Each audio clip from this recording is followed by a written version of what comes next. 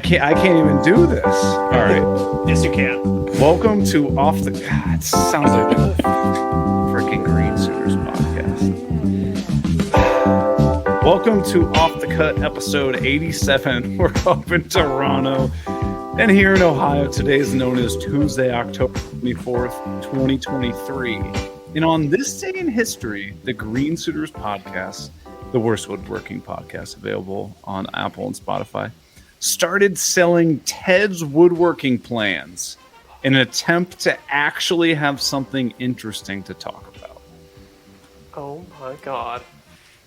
Do you remember that? No. You don't remember Ted's woodworking plans? Nuh-uh. I'm gonna look it up right now. Oh, Zach, come on. Have you been like on social media in the last 5 years? No, there's different versions of it too. Or how about it's just like a big package of woodworking plans? Basically. Yeah. So the idea is that have you heard of the 16,000 woodworking plans scam? Yeah. It's the same thing. Okay. So for people who don't know about this, like all these accounts basically try to get you to like buy this set of woodworking plans. If you buy them, they're just tons of haphazardly stolen plans from tons of other people that may just have like one random diagram of something and missing all of the other information. Oh, really? So it's just a big pile of garbage that's also stolen garbage. Wow, okay. I had always assumed what it was just somebody stealing a bunch of plans. Yeah. But I didn't know that they left out a bunch of pertinent information. Yeah. Steve Ramsey did a big expose on them a couple years ago. Like he bought it for himself just to see what it was. He said it was just 100% just hot garbage. That's so funny. Yeah. But how they get everybody to promote it is it's something like something insane, like a 90% affiliate commission. Yeah. So if they sell this thing that's like, $100, they get like $90 there. Right. So it's a scam. If it wasn't so evil, it would be kind of smart. Yeah. Well, what have you been up to, Zach? I saw you put out the Nintendo 64 video today. Haven't watched it yet, but my inner nostalgia really peaked, and I really wanted to click on it. Just didn't have the time, and I had to give you the respect of giving you the 100% watch. Thank you. I appreciate that. Yeah, that video is out. It's doing pretty well. It was nice to get it off the plate because I've been working on that video since like August, and just like kind of bits and pieces like here and there because there was like delays waiting for the 3D printer and all sorts of stuff. So yeah, I put that out. Very happy with how it's doing. And I spent all of today in the shop testing my DIY air quality meter. Ooh. Yeah, so I was using different tools, like seeing how it affects air quality, seeing how long it takes it to like go back to normal afterwards. I test a bunch of different finishes, different paints. So yeah. Do you have any spoilers, or you're not ready to release any spoilers? I'll give you a couple little ones. Like I suspected, I think we talked about this before. You definitely want to be vacuuming your shop floors and not sweeping. Do not sweep your shop floors. And also, welding. Just blew all the meters on this machine just completely off the charts. Okay. What kind of welding are we talking? What kind of welding are we talking about? MIG welding. Okay. Yeah. I mean, that makes sense, though. I guess, like, it's like superheated gases and things are burning. But the thing that I was the most surprised by was it created a ton of particulates in the air. Very, very small particulates that, like, dust that I couldn't even see with my eye.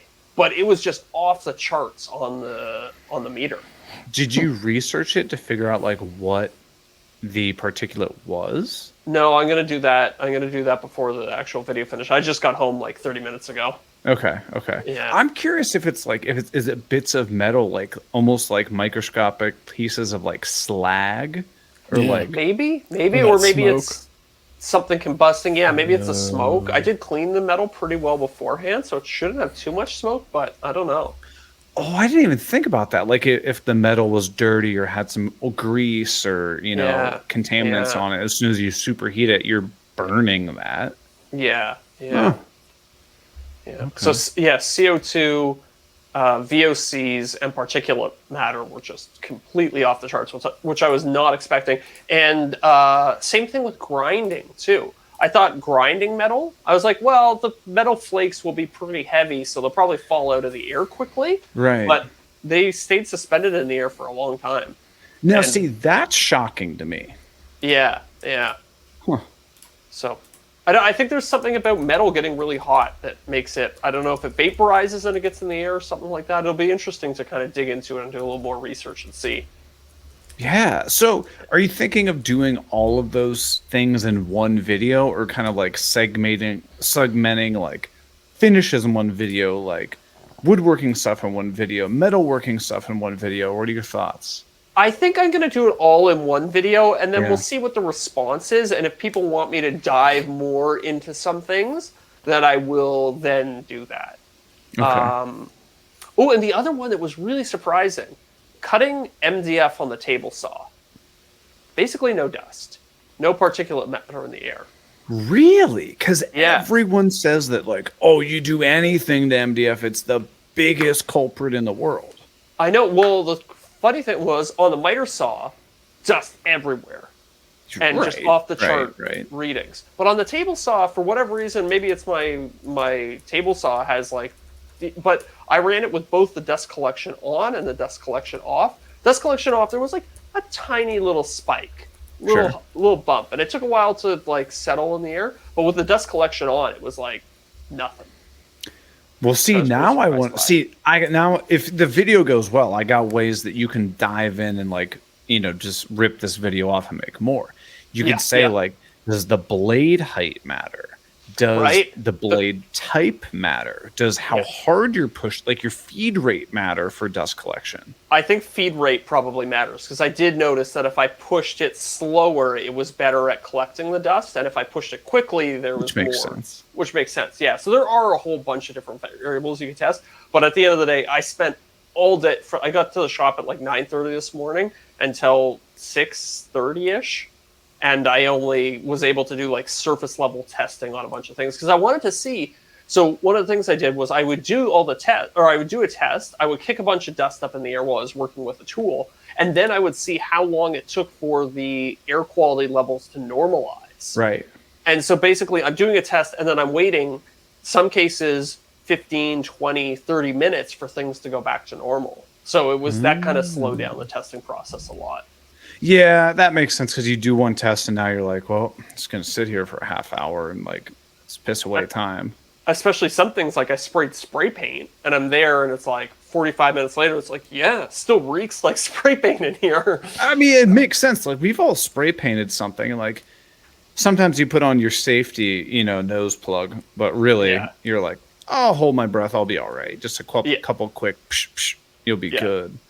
Another quick little hot tip for don't do that. The spray paint was one of the worst things on That again makes on sense. multiple axes. So yeah, Yeah. I think it'll be a fun video. I think again, and I'm finding ways you can dive in more and more and more because that's the strategy on YouTube. If something works well, you basically Yeah. repeat it slightly differently. Yeah. Insider baseball there.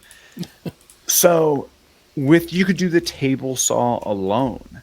You could be like, do these super expensive overarm dust collection things actually do anything? Like what's the saw stop one? Like Yeah, $700?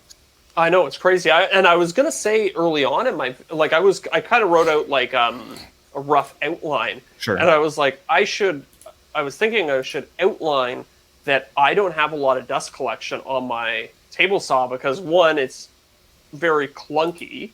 Like having that guard directly above the blade is kind of a pain in the butt. Especially And for filming. also it's expensive. So I was going to make like all these apologies, and then I was going to be like, well, but this is probably more representative of what most people's table saws are actually like. And that could be then you go like skirt, but I spent $750 on the overarm dust collection and it sucks. Yeah.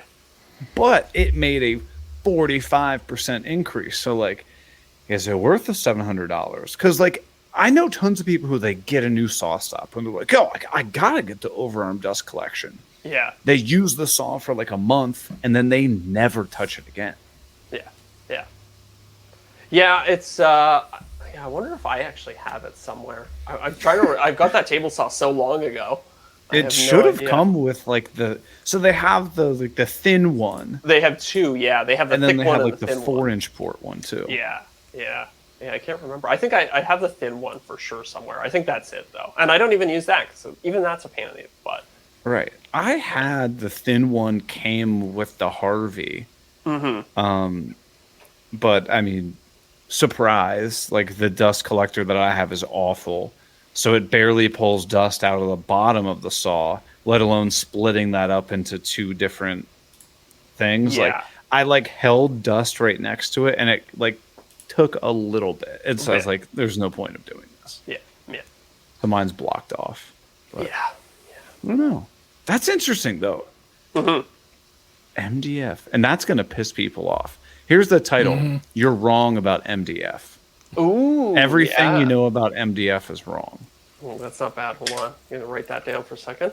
Because that is going to get people fired up. And then, so then your quick hook in the video could be like, everyone says MDF is the biggest dust culprit in the shop. Not Wrong. the truth. Yeah. And then you're like, I'm Zach. We're going to dive into this, talk about this. I think that'll be a great hook for the video. So it was interesting. I like at the start of it, I was like, because you realize how much you can iterate on this idea, right? So I was thinking, how can I do this? Like, should I do wood? Should I do MDF? Should I do particle board? And then I was like, okay, well, let's just eliminate that variable and I'll do everything with MDF because that will be the worst of all the possible things. And now I'm kind of wondering to myself, well, maybe I should test with a little bit of pine or something like that and see if it changes anything. I mean, that could even, but you don't want to address all of the YouTube comments in video one. You want people to be pissed off.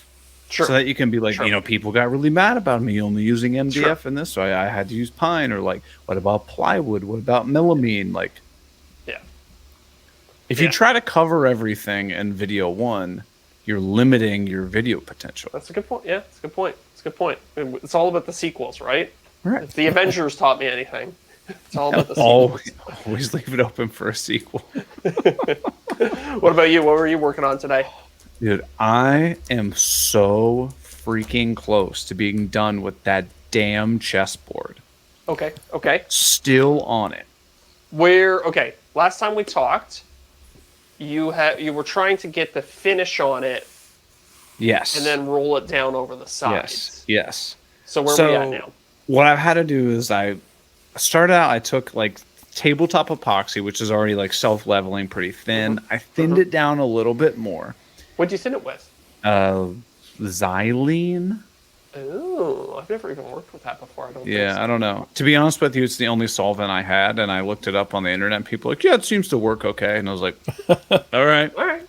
Whatever. I'm not too concerned about it. Is there worst case? Your title is now I ruined my $20,000 chessboard. Right.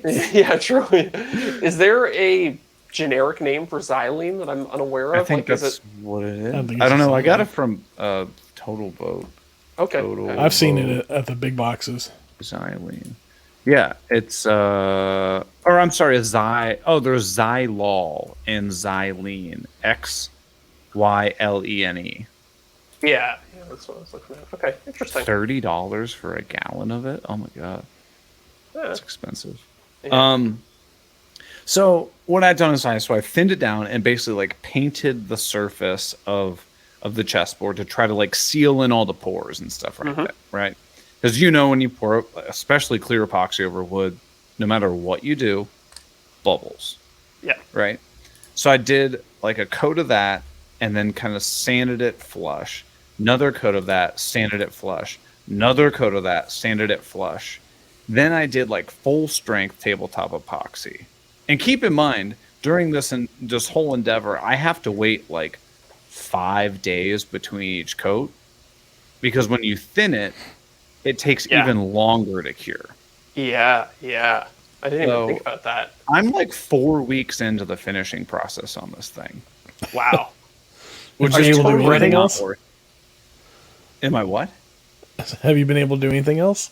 No, because I can't 'Cause you cut can't make anything else. dust. There You can't can't do be anything. dust in the garage. Yeah. So I had Dude, to you like should- leaf blow out the whole garage multiple times, vacuum everything, leaf blow it again, and then I'm like, okay, now I can start. Yeah. Wow. That's So This is gonna be one of those videos too, where this is gonna be like when I made the QR code table, and I spent like 3 weeks working on this damn table, and then the video just like it's so heartbreaking when the video doesn't go to the moon, and you're like, damn it. I sorry. hope I'm wrong for your sake, because I know that pain, and I don't want you to experience it. I'm gonna make about 95 different thumbnails and titles and just absolutely obliterate it with A/B testing. Yeah. It has to go somewhere. Yes. At least give me 50,000. At least give me 50,000. So speaking of A/B testing, I started testing. Remember last week how I used the TubeBuddy to analyze which thumbnails were underperforming and like which ones had the best opportunity. So I started doing that test, and I've already got some initial results in on it. So yeah, it'll be interesting to see if any of my old videos take off to the moon. Okay. Yeah. I still have that stupid ass pallet wood table that I made a million years ago. Like 3 or 4 years ago. It's still, I'm getting like 200,000 views a month on it. Hell yeah. I was looking, I saw that actually. You had a good title on it right now. It was like, people don't understand that this is like diamond waiting in the rough or something. Right, like a fortune to be made with this garbage or something like that. Right. Like here's the stats on it. 2.1 million views just out of nowhere. Flatline for 4 years, 3 years. That's crazy. Straight up. Wow. What the hell? The retention is 20%. Look at that, but it's flat across. I mean, like that's a great retention graph. Yeah, true. But it's in the dump. I mean, you expect that when it's at, 2 million views. Yeah. Nobody has crazy retention at that point. No. Apparently somebody... Oh, I got 98 cents in super likes on that. Ooh. Super likes. I like that you can get super likes as comments, but nobody ever does it. I think I got one once. Somebody gave me a super thank you of like $2 I think that's like what that was. Yeah. Like Okay, for the ignorant here, you got to explain a super like. I've not heard of this before. Dude, I don't know. I just every once in a while that'll be like, oh, somebody sent you 99 cents thanking you. And you're like, okay. It's people can attach a dollar figure, whatever they want, I think, to a comment, so that a creator is like more likely to see it. I think is the idea. Interesting. Yeah, so you can have like you can put $5 on it, and then it like sends a notification to the creator. Let's see here. Oh, so yeah, okay. So I'm watching a video and I hit the thanks button on the bottom right next to like thumbs up, share, download, thanks clip, and it says there it is. I click that, and so the one that it suggests is $2, and now it's like I can make whatever comment I want. It says as an added bonus, the above public comment will be published on your behalf. And it says buy a super thanks, which directly supports the creator. Yeah. Huh. That's cool. I mean, I don't think anyone actually does that, but I've seen people use it in like live streams where they're like, because if you like super like it, they like their thing like pops up and like kind of pins to like the top of the chat or whatever. Yeah. And like the more money that you pay, like the longer it'll stay on the top of the chat or whatever. Yeah, and it, like I think in some chats, like obviously the Off the Cut podcast doesn't have. Although there are people chatting right now, but we don't have one of those ones where it's just flying by. Have you ever seen some of those streamers where it's like you literally can't even keep track? It's like, No, we'll get there one day. We'll get there one day. Oh yeah. What was I gonna say? Oh, so the chessboard is just about done. I'm happy with the top of it. I'm like, okay, we're good to go. Looks good. I'm going to let it cure for a week or two, so it's rock hard. Then I'm going to flip it over, and I'm going to sand the bottom, and then I'm going to finish the bottom with just polyurethane so that it fills in those cracks and whatnot, and then it'll be good to go. So the chessboard is now inside. So my shop is open up. And I got so I got a question for you. This isn't usually something I do, but it's so my buddy who works for Milwaukee Tools. He texted me. He was like, "Hey, my girlfriend's kitchen drawer, fell apart because it was made out of melamine." Yeah. Okay. And he's like, "Any way you could just throw together a new drawer box, like you make it out of any scrap wood." Don't have to sand it. Don't have to finish it. Just basically, 4 sides and a bottom. He goes, don't have to install any hardware. Just give it to me. I can install it. I just don't have a table saw or anything. And I was like, I guess. I was like, yeah. Because, he's hooked me up with a bunch of stuff in the past. So yeah. I was like, okay, yeah, I'll do it. So I'm going to work on that tomorrow.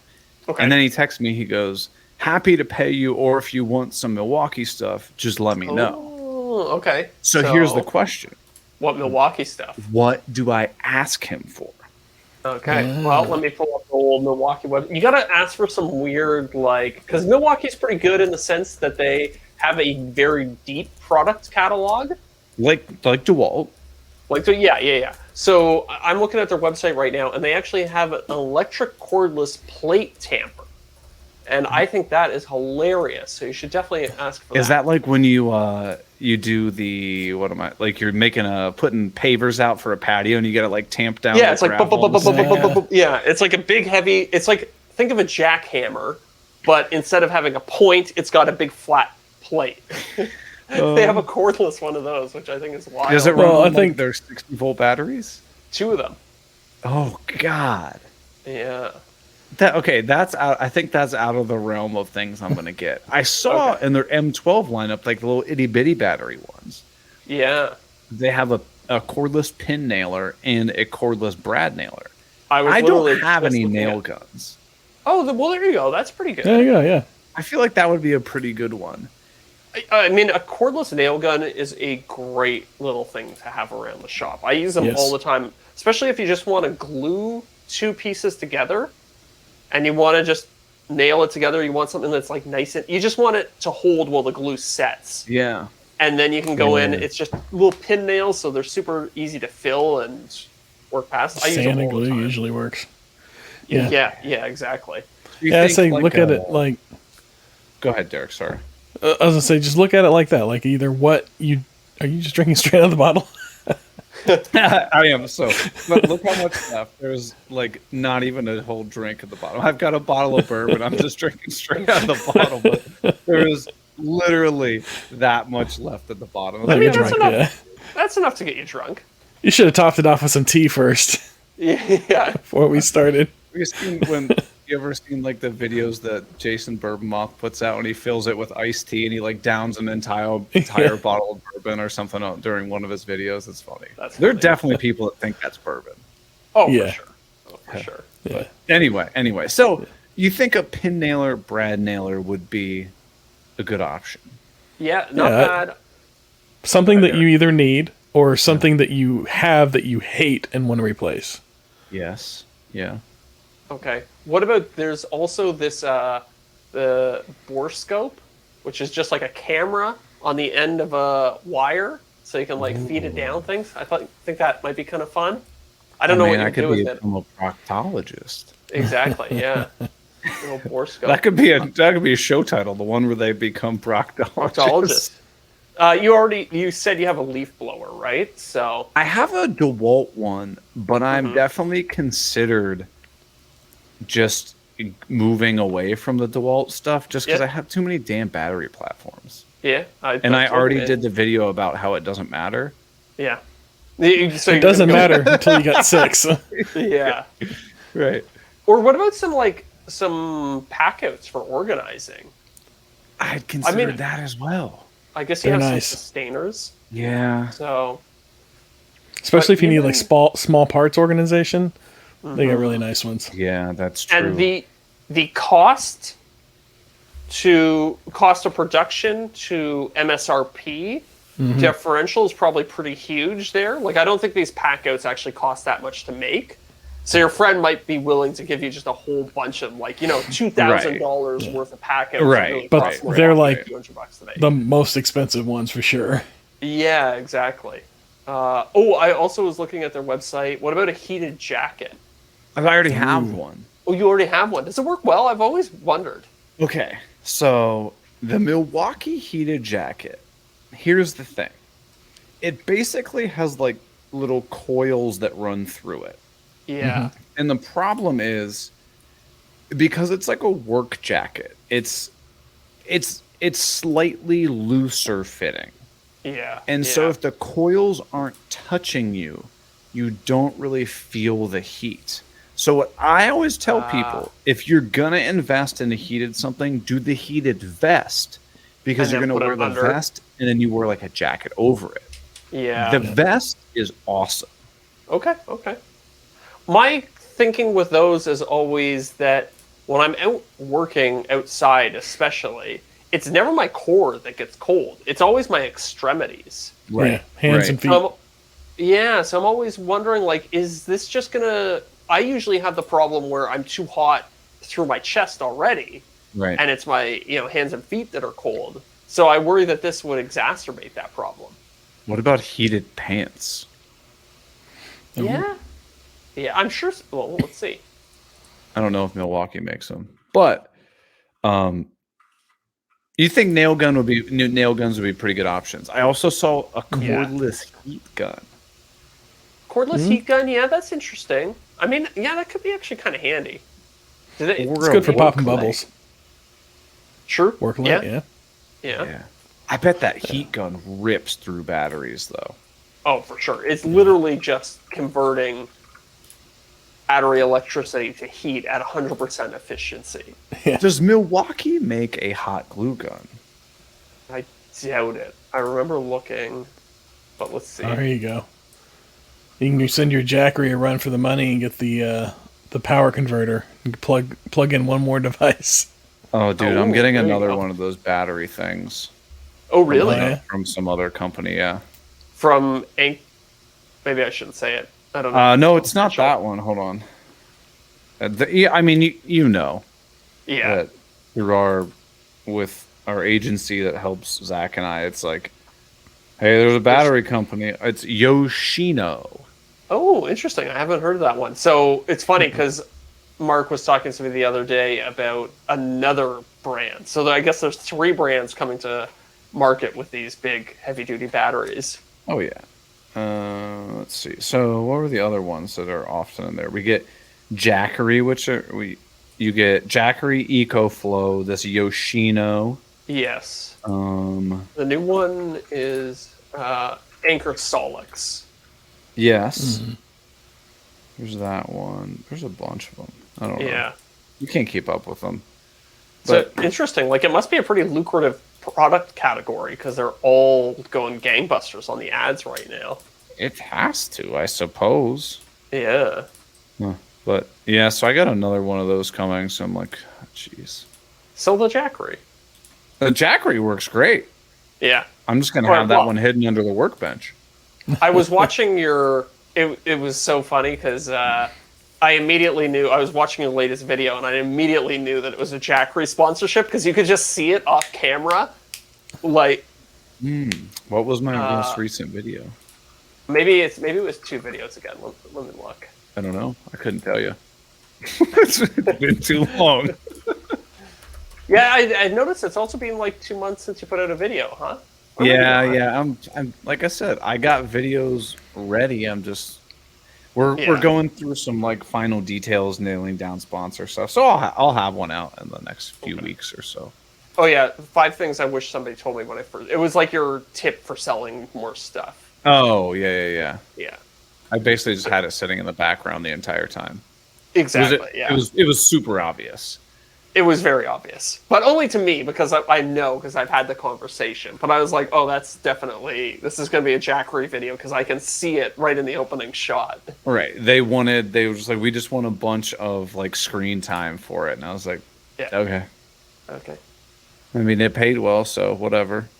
Hell yeah. I think I talked about it for like 30 or 40 seconds or something like that. Yeah, but it was in want to say it was in like 50 to 60% of the shots. Oh yeah. It's funny. Yeah, So the one. So you sold it more on here than you did on your video. True. Probably. True. You probably moved great. a lot of units to the podcast. So it's not worth $3,500 or whatever it is.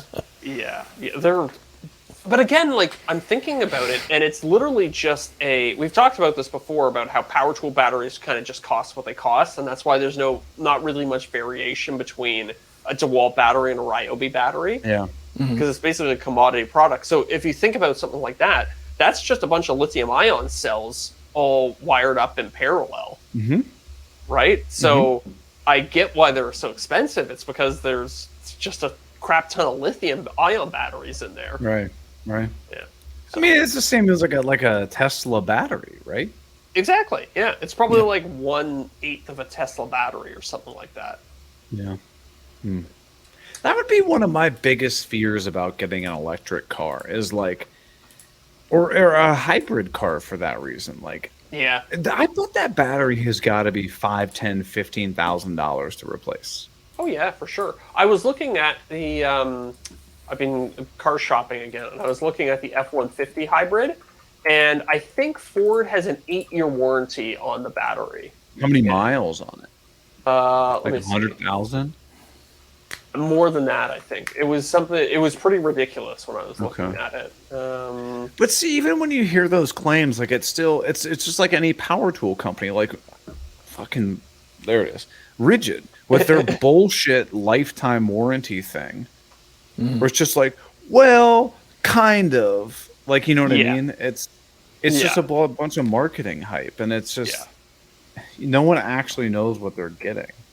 Oh, you're right. I gotta say, my rigid batteries go a lot faster than my DeWalt ones do. Whenever I'm Really? using similar tools, the rigid ones it blows right through them so much faster. Yeah, well, the only DeWalt batteries I've ever lost have been really, really old 1.5 amp hours. I've never had. Oh, I just mean like it runs down faster. The rigids do. Oh, okay, gotcha. They don't hold it as long. Yeah. Yeah, sure. I haven't lost a battery since I got rid of Ryobi. Those it was every 2 years guaranteed. But Yeah, so- Ryobi, you could just call. There's like a phone number. You could just call them, and then they just like send you batteries. You could call every day. I'd take them back into Home Depot and they'd swap them out for me, no problem. Oh, really? But they would only made me last call. about 2 years. Right. Yeah, that's still a hassle. I'd rather just have a battery that actually lasted rather than having to go replace them all the time. Right. So, Zach, you're looking up the warranty for these lithium batteries in the cars. Yeah, so you're right. So it's 8 years or 100,000 miles.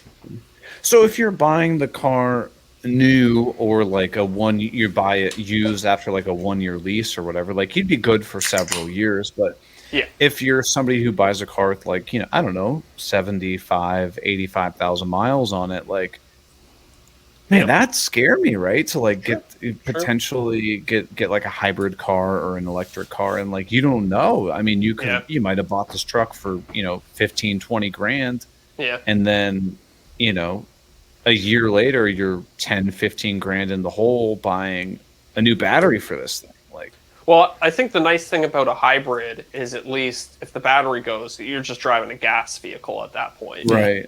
So, a gallon at a time. Yeah, exactly. Right. So, but you know what I And mean? it Like, really isn't. Thinking that you could get just absolutely hosed with a battery powered car, potentially, yeah. if you didn't buy it new. I've seen actually guys who will do DIY battery swaps on old Priuses, because you can get old Priuses for relatively cheap when their battery packs die. And a lot of the time, it's not the entire battery pack that's dead. It's just one specific cell in the battery. So they crack the battery open, replace the cell, and all of a sudden, for $100 fix, you have this basically fully functional Prius. Oh, that's interesting. Mm-hmm. I remember when we Terrifying. were looking for Miranda's car, like a couple, I don't know, 6 months ago or something like that. We saw so many of those Chevy Volts that were all like 60 to 70,000 miles on it. And we're like, it's like $7,000. Like, why is this so cheap? Yeah. And then I did a little bit of internet research. It was like people just unload the cars at like 50, 60,000 miles because the battery costs more than the car is worth at that time. Right, right. They also had some crazy promo. My friend was living in LA and he was car shopping. I was kind of helping him with it. He's like, dude, I'm really tempted to get the Chevy Volt or the Chevy Bolt. I can't remember which one it was because they had so many layers of incentives on it. Chevy had a incentive on it. The state of California had an incentive on it. He was like, I can get a brand new car and my lease payment will be $50 a month. Huh. Wow. So, yeah. So I think there was also probably a lot of people took them up on that offer, and then as soon as the lease period was up, just got rid of it right away. So there's probably a flood of them on the used car market. Yeah. Yeah. Oh, you know what I just thought? Would it, and this is something up your alley, Zach, because you're the tech guy.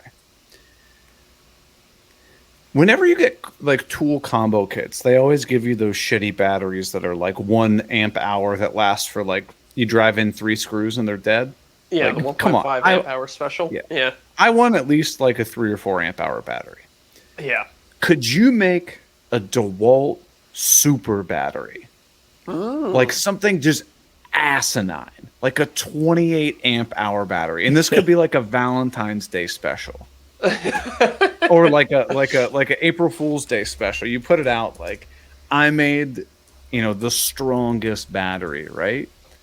And then you 3D print it where you have your drill, and then you have like, it looks like a Pringles can coming out the bottom of your drill. I'm almost positive you could. I don't see any reason why you couldn't.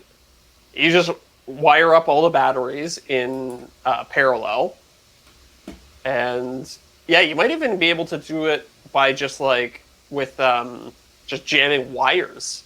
I know. Okay, yeah, that's a good. I like that idea. I'm gonna try that. It would be fun. It would be, Yeah. Or at the very, or here's how you can do it: is if you can find like a bunch of used DeWalt batteries or something, like, or just reach out to your guy at DeWalt. I mean, they Dude, might, you know how many 1.5 amp hour batteries I have that I never use? because if you're Just going to buy daisy chain any them. tool, you buy the damn combo kit. Exactly. But I wish they'd let you save $15-$20. Be like, I don't want the charger though. You keep the charger. You keep the. Oh, you know how many chargers I have? I have even more chargers than I have 1.5 amp hour batteries. Dude, I'm the same way. I have so many damn chargers, and some of the tools I'm like, all right, like if I get some of the Festool tools, I'll just keep the charger in the sustainer so that when I like take the tool somewhere, I'm like, oh, it's got the charger in there, like good to go. But I've got to have 8 or 9 of those chargers, and I really only need like 1 in the shop, really, maybe 2. Like, batteries though. Am I right? Batteries. Well, Deric, what's the biggest DeWalt battery that they have? 12 15 or amp. 12? 12 amp hour? 12. 12 amp hours? Is that like the 60 volt one or 40 volt? Yeah, it's the that's a flex 60 volt. volter. It comes with the lawnmower because I have it and it came with 2 of them. Oh man, I want That's to probably- know. Go. Sorry, Zach. You go ahead. Sorry. I was gonna say the batteries probably cost more than a lawnmower. Right. Probably. So I see all these power tool companies. Uh-oh. Did you lose me? No, you're good. Oh, I just heard. Uh-oh. Oh, I hear- it froze on my end for a minute. Oh, Oh no, you're okay. You're all good. I hear all these power tool companies, and mostly like Ryobi. I mean, you heard a lot of like the Greenworks and like what's the other like big lawnmower one? Eco something. Flex. There's actually I think there's one that's just called Eco, isn't there? There's Like you go get like a Ergo battery or powered something like one. that. Ergo. I think Ergo is it. yeah. So those companies tend to market like their lawnmower and whatever, their battery powered lawnmower pretty heavily, but Milwaukee, Makita, DeWalt, they don't really push their like battery powered lawn stuff. I know, and it's really weird too because we've talked about this on the show before, but these brands are all owned by one larger company, right? So in the case of DeWalt, it's Stanley Black & Decker. Right. Well, Stanley Black & Decker owns dedicated yard work companies. I can't even remember what it's called, but it's I think they actually own two of them. So that's why I'm like, why does DeWalt have outdoor tools? Craftsman has outdoor tools, and also they have a dedicated company for yard work tools. It makes no sense to me. Well, I think they advertise the cheap ones, and then whenever I go into my local Home Depot, it's primarily black and yellow is what I see, or the Ryobi stuff. Right. In like the lawn care area for like a mower or whatever. So you go in there looking for the cheap stuff, but then you're dazzled by all the fancier looking yellow and black ones, and you think, oh yeah, well, for a little bit more, I'll just go this route here. Yeah. I don't know. I was talking to my dad today, and he was doing some yard work. Yeah. And he has this, I don't even know what the brand is, of like weed whacker and a couple other things. And I'm like, why would you buy that? Like he's searching, he's looking all through the shop. He's like, I know the battery for the weed whacker's in here somewhere. Right. And I'm like, why? Just get the DeWalt weed whacker, the Craftsman. We got like walls, we have stacks of these batteries. Right. It's like, oh yeah, why didn't I do that? And I guess that's what I'm kind of getting at is like, let's say you're in the DeWalt segment. Deric, give us the honest feedback. How is like the DeWalt mower? Is it a pretty good mower? Well, I had the Ryobi before that, so it's better than that. Okay. It runs a lot longer than the Ryobi. The Ryobi, I would rotate out both of my batteries in my lawn, and I get to almost the end of the second battery. On the DeWalt, I'm using one battery, and that's it. I don't have to cycle them. Although you do have to load them both at the same time, but neither one of them go below half. And so it lasts pretty good. However, whenever it's like anything with DeWalt, whatever comes stock, you kind of got to make some adjustments. So I mowed for a few months, and I was like, it's bogging down all the time. There's something off here. The grass doesn't look that great. And then I got to looking at it, and the blade was dull. It was just dull as hell. So I had to sharpen that up. And once I sharpened it up, it was like night and day. That thing, it just plowed right through everything that I put in front of it. It didn't bog down anymore. Everything looked, the grass looked a lot cleaner cut. The only issue I've had with it is it's supposed to be rear wheel drive, self-propelling or whatever. I can't get it to propel itself. Really? I don't know what the issue is there. I think there's like a disengaged gear somewhere, and I just haven't taken the time to figure out why it's not engaging. Claim to me. Yeah. You guys want to know how small my yard is? How small? I have a front yard and a backyard, but they're both so small that I cut the grass with a weed whacker.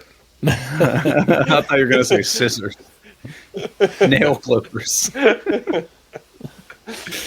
Well, you know who else cuts their yard with a weed whacker? Our new patrons. Our new patron. And new this week is Jason Bent's son, Leo. Whoa. Oh, yeah. I don't actually know if it's Jason Bent's son, but their name on Patreon is just Leo, which I'm pretty sure is Jason Bent's son. Okay.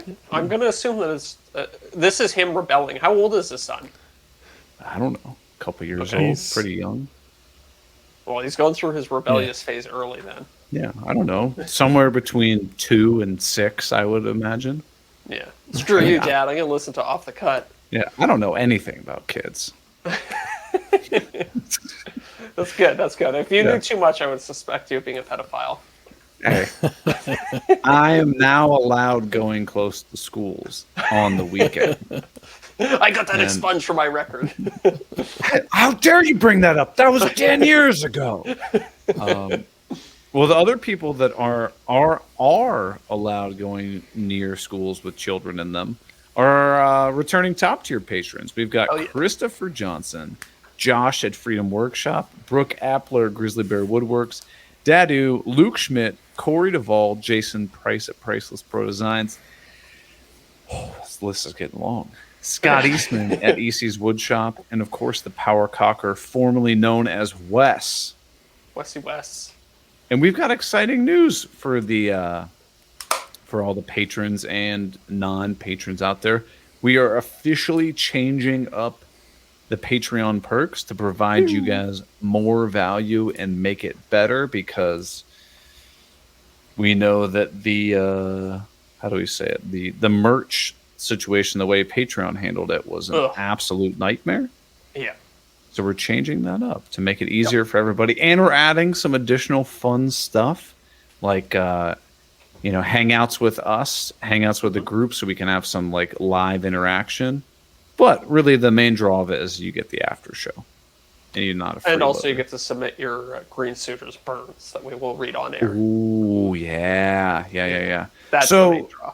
Yeah, so those, by the time this podcast comes out, all the new Patreon perks will be live. So take a look at patreon.com/offthecut podcast if you want to support what we're doing here. And if not, just keep listening to the show. That's cool too. I'm looking forward to doing the live hangouts. I think that's going to be fun. As am I. And these are always in motion things. So we're going to have the live hangouts on certain tiers, but depending on how it goes, maybe we move it down a tier or up a tier or something like that. We'll figure it out. Right out. It's but at the end of the day, this is for you guys. So whatever you want from us, if there's certain things you would like to see us offer, let us know. Like, we're not dictators here, unlike the jerks at the Green Suitors podcast, available on Apple and Spotify. Okay, we got that out of the way. Well, we got anything else we want to chat about? You got anything? We were gonna do, or we were gonna save that for the after show. We were gonna redo Deric's logo. Do that in the after show. We also got a question that, that's gonna get you fired up in the after show. Oh, baby! From Steve at Milton Woodworking. Okay, well, we're on the subject of main show stuff. Yeah. I don't know. We're not on the subject. This is a completely new topic, but I'm going to bring it up. It's a good segue, though. Yeah, it's a great segue, right? That's why I get paid the big bucks. Yeah. AI. I want to talk a little bit about AI and some of its uses as it pertains to being a creator. Because I was actually playing around with it earlier this week or last week. I can't remember. But I was using it for my thumbnails. Yes. So here's one common issue that I always have with my thumbnails. I'll be like, ooh, that would make for a good thumbnail, like a screen cap from the video. I'm like, oh, that would make for a perfect thumbnail. But it's too small. There's not enough like negative space for me to add my text, or for me to, put something and then have an arrow coming off that points to something there. So what I did, I was playing around in Photoshop, and Photoshop now has this ability to create more background space, like extend the frame of a photo. Yeah. So I took the screen cap that I had, and I was like, I just want it to be like 25% bigger on the left and 25% bigger up above. And it took a few tries to get to it, but it did get to it. And it's good. It's good. It's definitely good enough for a thumbnail. It might not necessarily pass if somebody was like really scrutinizing it, because it was like you've actually seen it. It was the thumbnail for my latest N64 video. I would have never known. Yeah, if you look close, you'll see that the hand's like a little bit screwed up in one place, but it's fine. It's like, and then I was redoing another thumbnail, and I was like, oh, I need yeah. Derek's pulling it up right now. You can't tell. See. Oh, you're gonna mess up. Oh, he's gonna destroy your watch time. Audience retention. 1 out of 50,000 is gonna be trash. And then scroll 69. Scroll down a little bit further, Derek. Let me see if this other one that I did. Oh no, it's not coming up.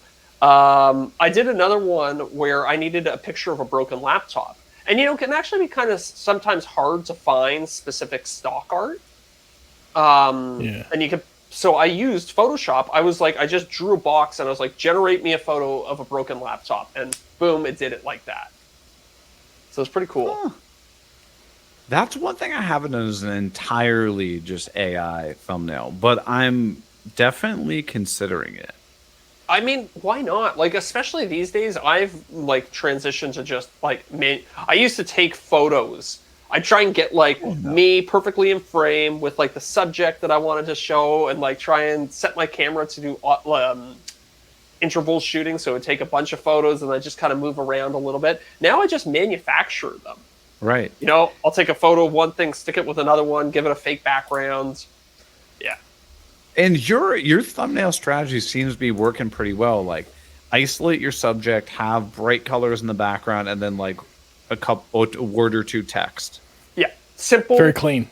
very clean. It's consistent too, which I've been trying to go. That was part of the reason I wanted to go back and redo some old ones, is I want it to be recognizable as one of my videos. Fair.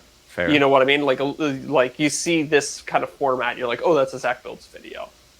You see, mine's just some random ass photo that I jack up the contrast and saturation. But you have a style. Well, like you did for a while. I guess you're kind of getting away from it now a little bit lately. But you had very simple, like clean, very easy to see what was going on photos, right? Yeah. It's usually a really, really tight shot of something. Yes. Mm-hmm. Yeah. And there's some that I'm playing around with trying to... Some of them I've found have worked better with text, without text. It's just something I'm always constantly doing. But I got to get into the AI thing.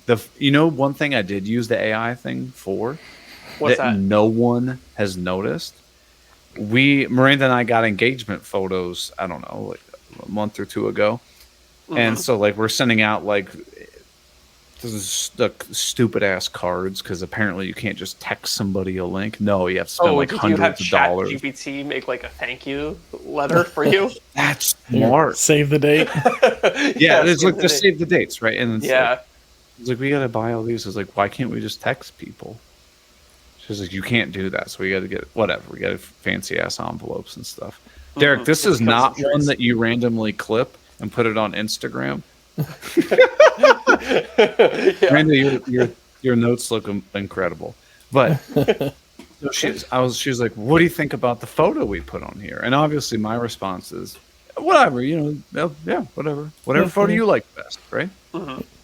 Well, she gives me a photo that's it's a portrait, so it's tall and skinny.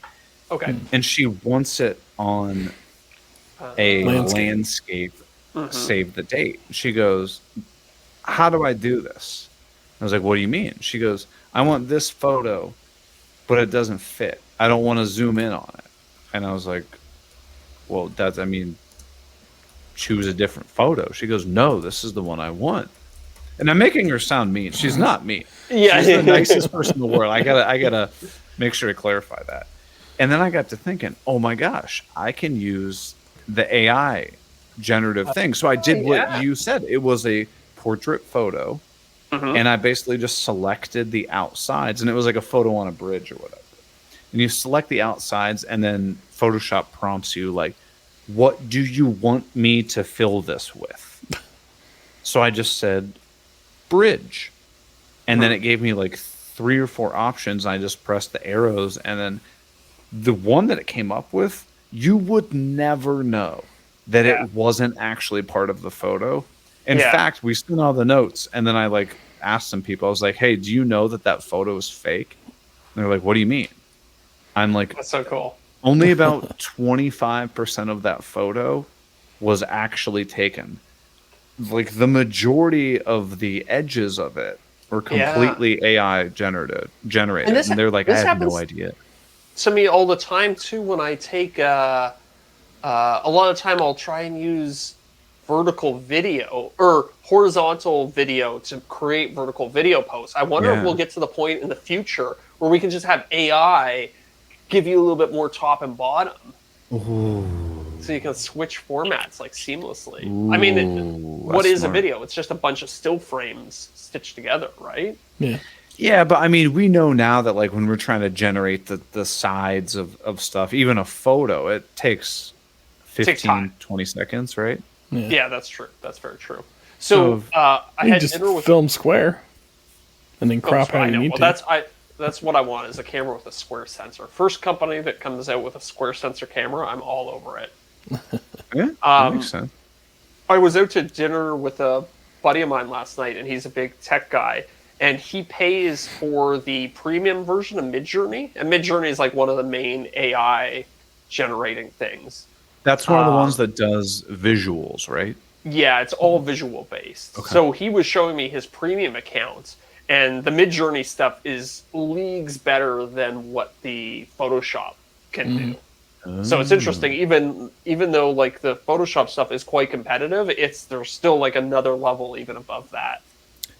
So in that Mid-Journey thing, could you type in "make me a YouTube thumbnail for a Nintendo 64 that I built myself," and like, would it make you something interesting? I don't know. That's a good question.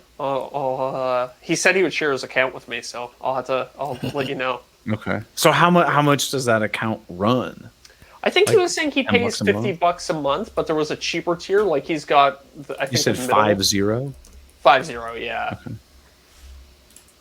And honestly, I was thinking about it. Like I pay a bunch of monthly fees for stuff for the channel. I was like, oh, maybe if there was a cheaper one, like let me see what subscription plans here. See, my biggest So- issue is with this AI stuff is I don't know how to access most of it. So this Mid-Journey thing, I just go on like midjourney.com or something. No, Midjourney is so annoying. I think it's all done through Discord. Oh, I'm out. Yeah, you have to like send messages to a bot on Discord. It's really annoying. Huh.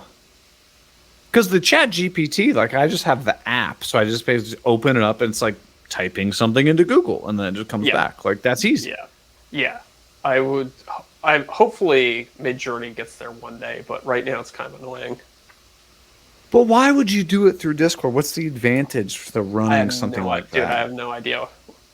It's not like they have any like sort of like crazy proprietary software or like anything like that that's not readily available somewhere else, right? Well, that's Yeah, probably how their algorithm works. Yeah. They I mean, I'm sure layer they it have behind some that Discord. I'm sure they have some proprietary technology, but I don't know why Discord would be the way to do it. Yeah. So, like, what other ways do you think AI would be able to benefit us as creators? I don't know. I was thinking. I mean, definitely you could have ChatGPT write captions for you if you wanted. Yeah, yeah. I tried to do it for a long time. Have ChatGPT write summaries of my YouTube videos, like blog posts. Okay. The problem is ChatGPT doesn't have access to the internet. It only has the internet up until the year like 2021 or something like that. So what if you took a transcript of your video and plugged it in? So that's what I did to try and work around it. But the problem was that you're limited by how much you can input into ChatGPT. So right. I had to then take the transcript of my video, break it up into pieces, and between each message I would have to say, like I would have to prompt it to then like combine the two messages. It was really annoying. It was like a very clunky workaround, but it did kind of work. It was just, I don't think it was any actually faster than just summarizing it myself. Right. It was But getting there. you're like me, and the last thing you want to do is write a whole big block of text. You'd rather copy and paste a bunch of stuff. Exactly. That's very true. That makes sense. So you can see like summaries of things. Yeah. I can see how summaries like of that things. Mid-Journey thing would be like excellent to like come up with like merch, like T-shirt designs and stuff Yeah. like that. Yeah, like that's something that we talked about. Or, you could even use it as a jumping off point for a project. You could be like, hey, Midjourney, design me a cool modern chair. And then it would like, it give you like, when you give it a prompt, it gives you like 9 iterations of it, I think. So you could even just see like, okay, well, I like this one the best. And then like, okay, do this one, but then like tweak this, tweak that. Okay.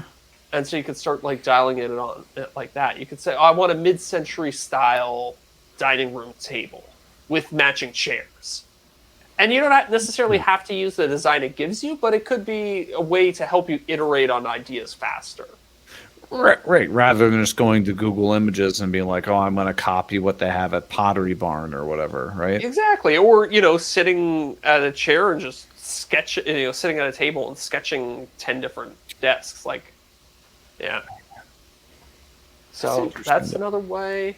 I don't know. I'm kind of excited just for thumbnails, honestly, being able to just have it generate like pretty good quality clip art that I can then.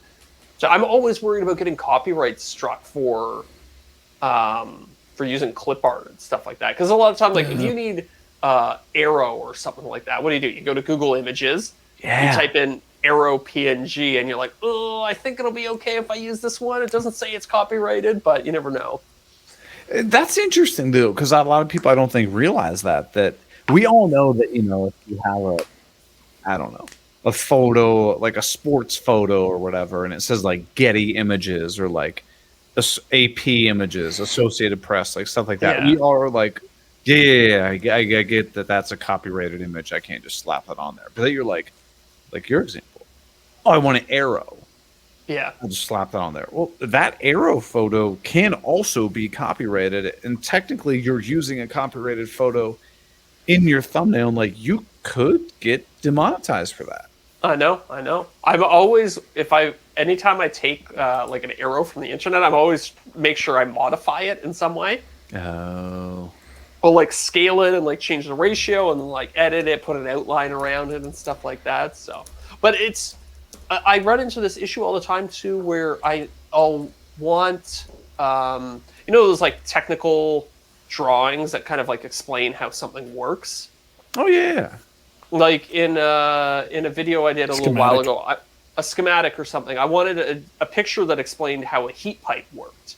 Okay. And I went on Google. I typed in, how does a heat pipe work diagram, and I got a bunch of results. But I was like, I don't think I can use any of these because somebody sat down and created this for their business, and it's like I don't know if it's really right to then put it in my YouTube video that it's a commercial product because I'm making money from it. So yeah. So would you be able? Because I've done this when I've used like clips from other folks' YouTube videos. Yeah, and I will put like if I don't know. Say I was like, I took a clip from one of your videos or whatever. Yeah, I'd put the clip up, and then the bottom I would be like source Zach builds, and then put like is that the equivalent of like when you were in high school and you had to do like the citation thing? Citation. Right? I mean, I've definitely done that, and I think that's okay. I think falls under the category of fair use. Okay. But I don't know, to be 100% honest with you. So better to err it's all on the about side of how much of it you use too. So you can only go for so long. I think it's like between 5 and 15 seconds is the max amount of time you can use before you're open to a potential copyright strike. But then it's all about that person and whether they want to pursue it or not. So with Zach's video, if you went with like a 30-second clip, it's up to him if he wants to come after you for that or not. Yeah, I don't know.